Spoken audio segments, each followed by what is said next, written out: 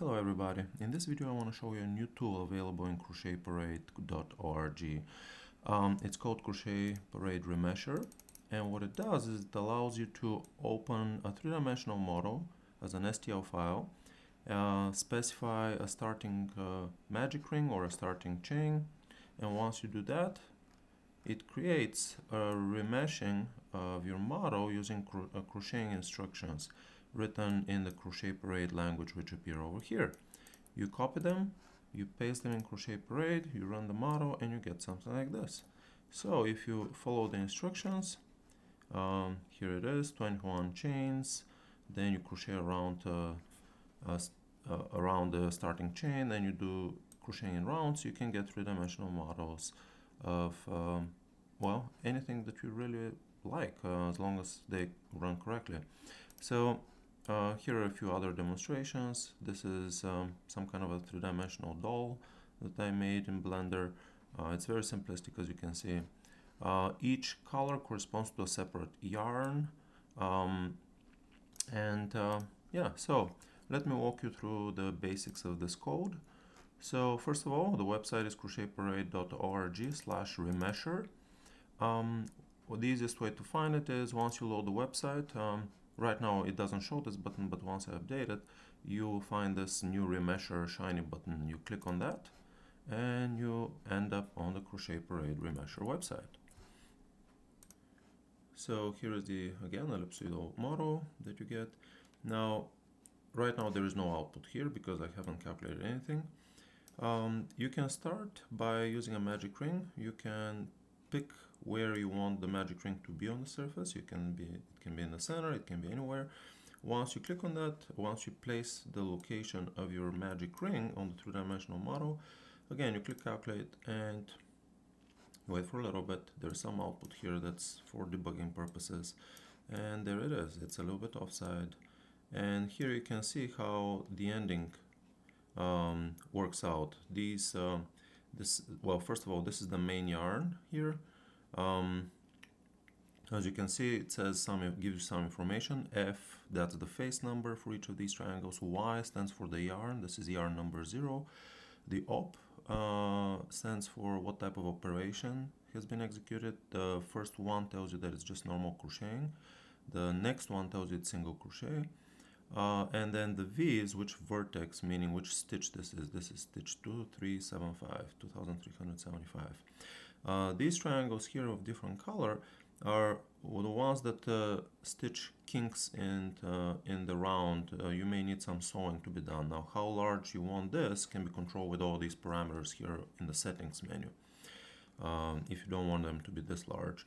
Same thing with this final zips here that are different colors. The yellow corresponds to the last stitch laid out, and the orange corresponds to the first stitch laid out. And you can see this is a magic ring with just going round and round and round.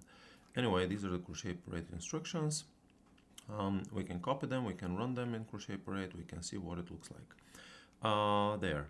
Now, let's try a different one. You can, again, place it over here, hit calculate, and now you can see what your model looks like if you started from that location, from over here at the tip of this ellipsoid.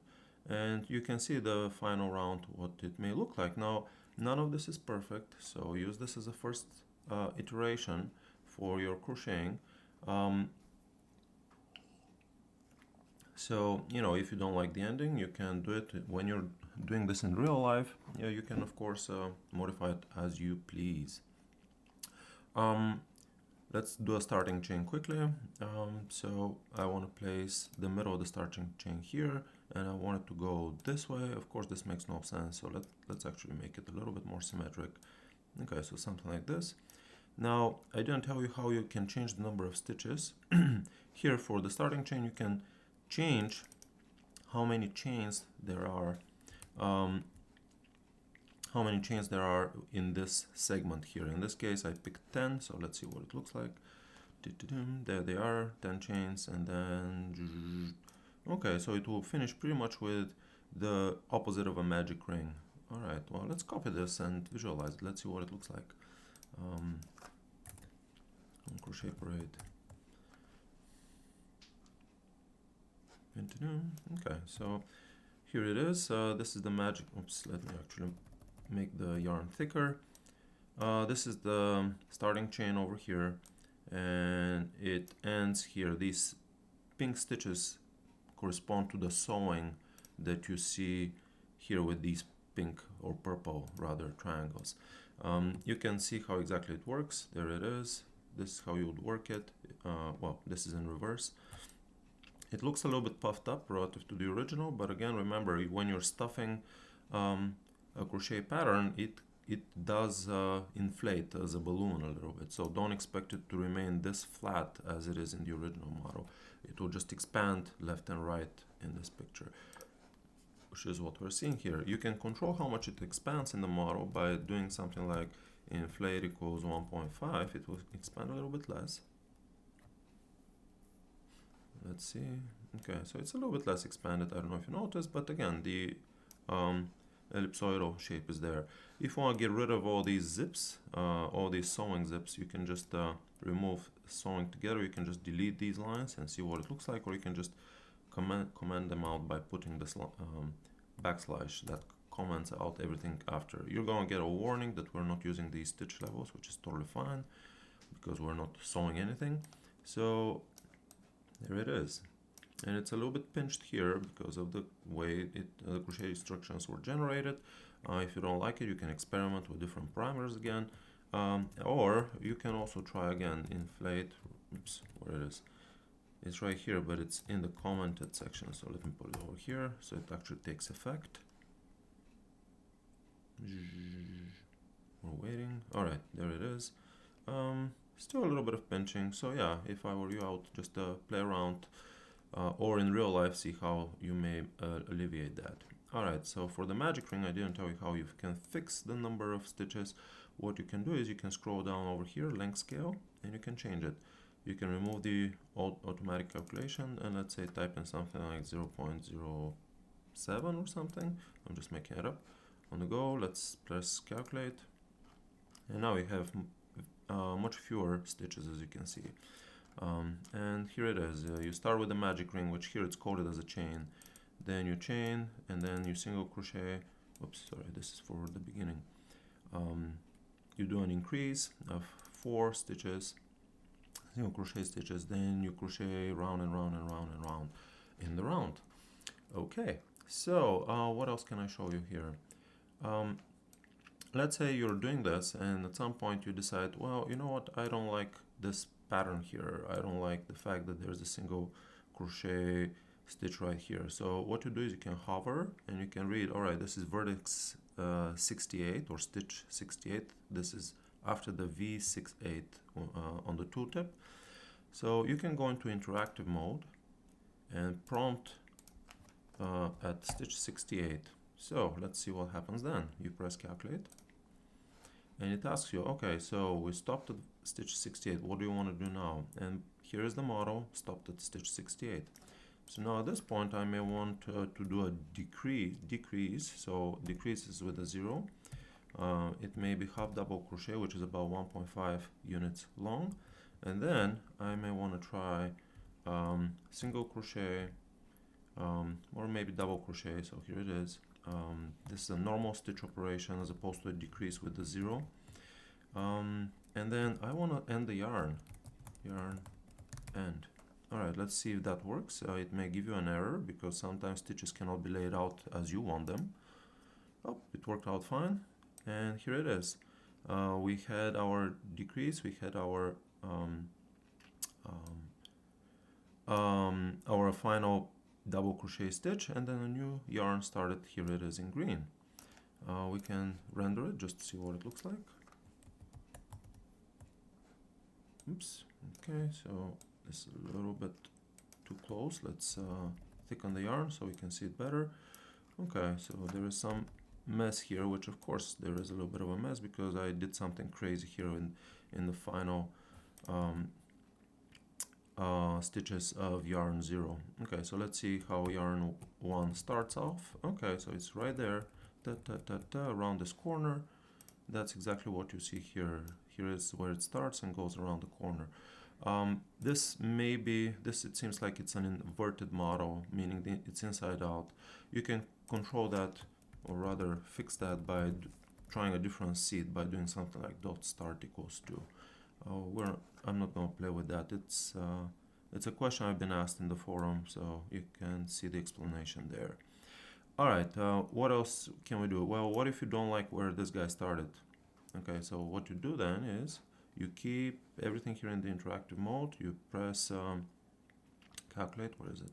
There you go. And you say, okay, I don't want just to randomly end there, I want to start a new yarn at, let's say, the opposite end, over here somewhere, at stitch, let's see, sorry, my browser is, okay, I'm waiting, oh, there it is, it's a little bit finicky, I'm sorry about that, vertex 57, alright, I want to start a new yarn at vertex 57, there it is. So here is where the red yarn ended, this is where the green yarn started. Let's copy it over, paste it over here, and see what that looks like. There it is. Gonna zoom out a little bit. This is where the red yarn ended, this is where the green yarn started. Okay, so you can control, you have quite a bit of control here. As for the syntax, everything, what you type in terms of instructions, everything is documented in huge detail in the help section. There's an overview, which is just this description. By the way, this is where the code is published. It's published, well, right now it's private, but I'm going to make it public. It's open source, so it's GPL version 3. And by the way, you can build CrochetPARADE Remesher as a standalone app. It doesn't need to be a website. And in fact, as a standalone app, it can use your whole memory as opposed to be limited at 4 gigabytes. So you can create really intricate meshes in that case, or really large crocheting instructions. Anyway, here's how you build it. There are all kinds of instructions for different platforms. I don't have access to Windows or Mac OS, so I haven't built installation, what is it called? Yeah, installers for those, but you can build them on your own if you have the know-how. Otherwise, just use the website. This is the platform and what it does in the backend. It's quite a few stuff. Runtime workflow. Again, if you want to learn how the code works and you want to contribute to it, please go for it. Again, it's open source. I'm always welcome. I'm always happy to get ideas or contributions. So after all this, you get. I'm sorry, where is it? So again, here it tells you exactly how it works. Here it tells you all the different settings, what they do, and it tells you things like, okay, operation 0 or option 0. It's a decrease. Option 1, it's a single crochet, or you can make it bigger, a double crochet, half double crochet, and so on. Option 2 is an increase. Okay, so you can read through the manual and see how that works. There are a few things that I would like to do in the future, but again, that's for the future if I have the time. And anyway. All right, so what else do I want to show you here? Let's load up a few other models and see how they behave. Downloads, nope, documents, there you go. Here is a torus. Okay, so here's a torus. Let's remesh a torus and let's see what we get from there. I'm just going to keep everything automatic here. Calculate. Oh, right, the breakpoints. I'm just going to continue without doing that intervention, menu intervention. I just want to see what it looks like. All right, so here's the torus. It started over here. The yarn was going rounds until it met over here on the inner edge. Oops, it's a little bit hard to turn it up. There you go. There was some zipping happening here, so the two ends met. Then the yarn started wrapping around here around the arm of the torus. It went around over here, zipped, and then it started doing rounds in this hole, okay, until it closed off. And there was a small hole that was left here, which was filled in with the green yarn. All right, let's see what it looks like in CrochetPARADE.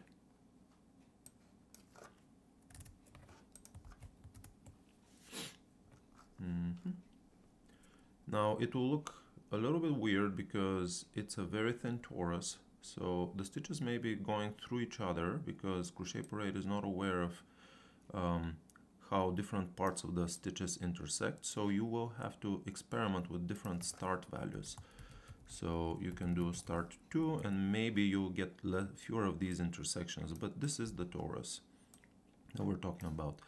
These purple ones are the stitches, again sewing stitches. This green one is the tiny piece of yarn that was used to fill in the hole. And here it is. This is the last hole that was filled in by yarn 0. And I'm just gonna undo the stitches. Let me hide these labels because they're very distracting. There they are. All right. Okay, I'm gonna start from the beginning. Dun, dun, dun. Let me show the colors. All right, so here it is. It starts with a magic ring, which sort of folds like a, what is this, a taco or something? All right, so, oh, it already folded in on itself. Oh, it self-intersected. Whoops. Again, let's try with a different start value.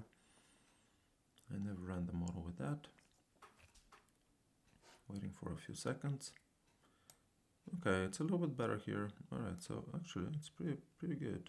There seems to be some intersection here along the whole length of the torus. Never mind. All right, anyway, you can play with this quite a bit on your own terms. Okay, so what can you do here? Well, let's say I want to interrupt the crocheting at vertex 507.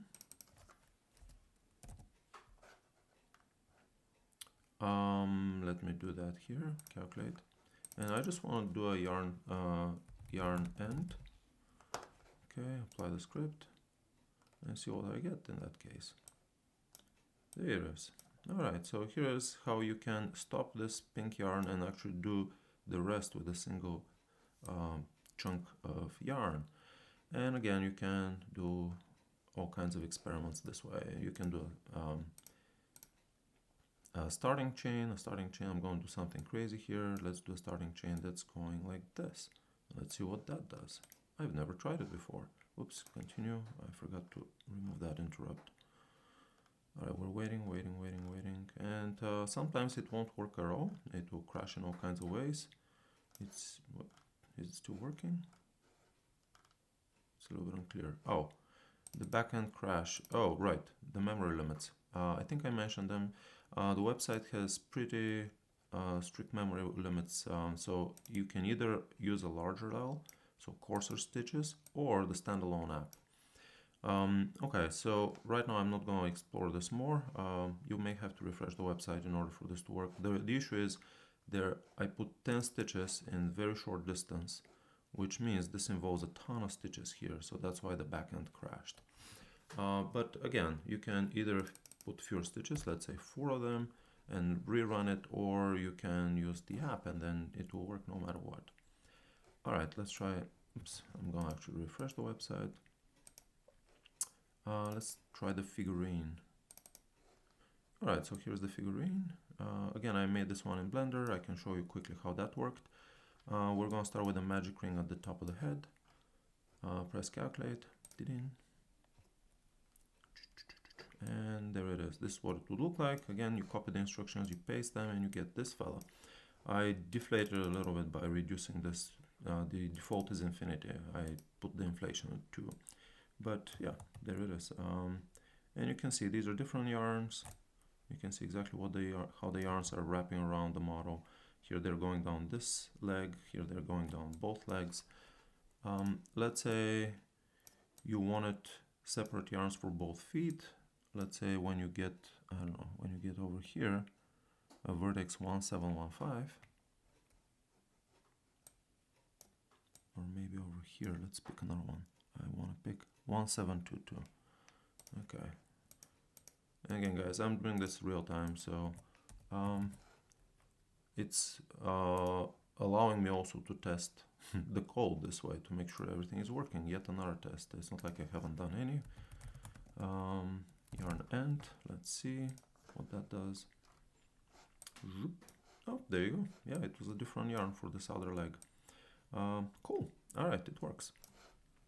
So things you can do, you can save these outputs, you can save the three-dimensional and model and the CrochetPARADE instructions, then you can load the outputs, so you can have different tabs, load different outputs from different let's say initial configurations here and compare them and see, okay, I like this one, I don't like that one. You can save this interactive mode, export to JSON or import it. You can save the settings. Where is it? You can export them, import them. All right, so everything here is well, it's is reproducible. Let's put it this way. What else can you do? You can search the settings. So let's say you want to figure out why the barycenters of the triangles are hovering in between the fingers of a hand. You can search the description and it will tell you, all right, these parameters control barycenters. And if you're unsure what that is, you can read the manual. It's just the center of triangle. Sometimes when I was playing with the model of the hand, where is it? Oh, there you go. Because the fingers are really close, I would get triangular stitches jumping from one finger to another, meaning the centers of the triangles are too far from the actual mesh. So you can control that parameter. So this takes quite a bit, so that's why I pre-ran it, but this is a model of a hand. I got it from the Thingiverse. I'm going to post a link to the actual model in the YouTube video description because it's a Creative Commons license, this model is. So I started with the starting chain over here across the top of the hand, ran the model, I got this, okay. By the way, most of the times it doesn't work, so you need to experiment quite a bit with where you place the starting chain. I use 20 chains. If you increase this to, let's say, 35 or something, it crashes with because it ran out of memory. Again, you need to use the app in that case. And again, you copy them, copy the instructions, you paste them here, and this is what you get for the hand. It's overinflated, as you can see, and of course, if you stuff a crocheted hand like that, it will inflate in a similar way. So I hope you understand how that is pretty decent and realistic. Now, the original instructions show fingers that are pinched like that. So again, in order to fix that, you need to, you need to try different starting seeds. So I tried a few of them. The default is 1. I tried 2, I tried 3. 3 worked fine. There are no pinchings here. Now these pink lines, again, pink stitches, this is sewing stitches. These are all these annoying Z1, Z2, whatever. You can get rid of them and see what the crochet instructions look like without sewing. And you can see, oh, there are these holes here that I will need to stitch up. Okay, well, I can deal with that. I know how to use a needle. All right. Some funny things you can do. Let's see. This guy, I'm gonna actually place a starting chain over here on the back. Ta-da! And let's say we have, I don't know, I'm just making it up again. 15 stitches, calculate, let's see what this looks like. Alright, so you can start from the back, do a bunch of stitches, and now you have to do rounds in the front. Okay, so this is again a little bit silly looking model. Let's see what it looks like here. But from design perspective, you may like that better. So here it is. This is what it will look like. And again, it's super inflated, so you may want to reduce the inflation.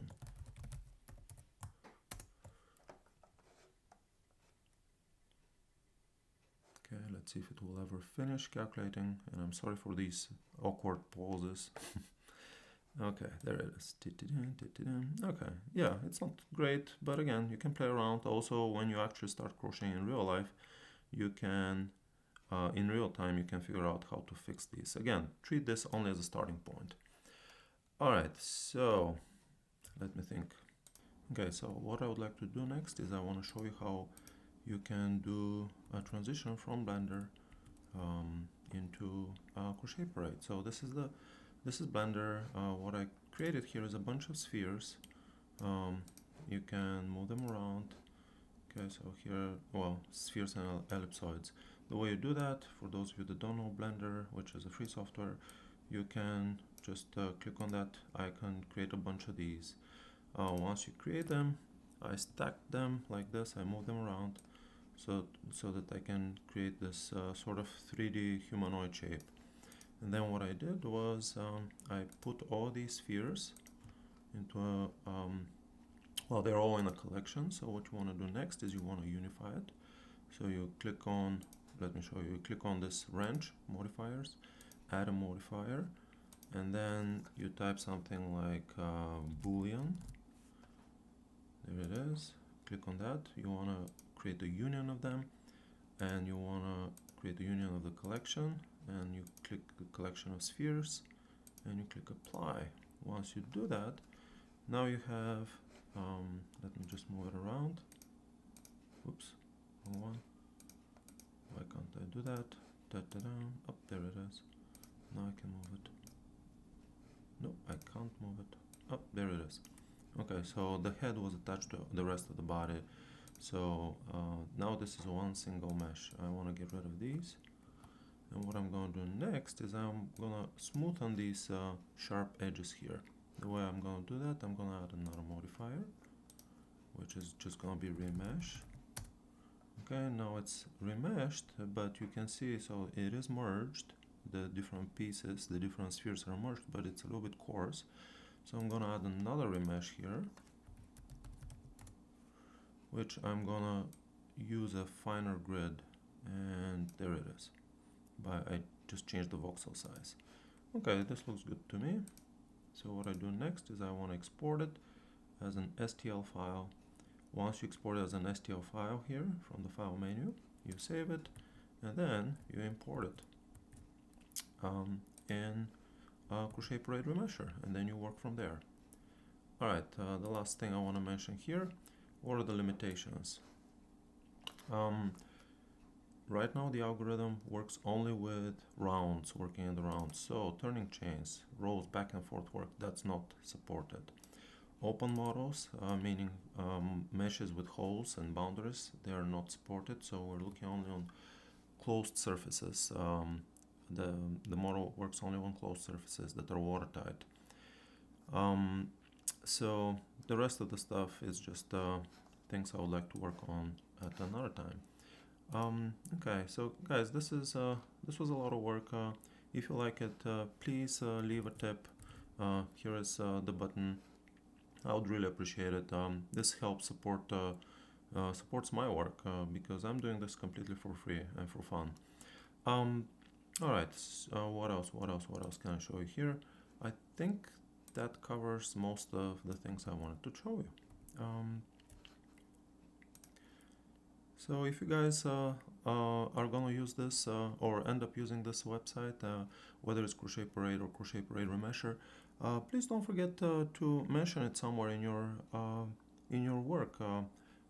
Again, it's open source, you're free to use it, you don't have to pay me royalties or anything like that. Only tips are appreciated, but if you end up using it, please mention that you've used it. This way I know that this work is being appreciated and used out there. Okay, well, thank you. Bye bye.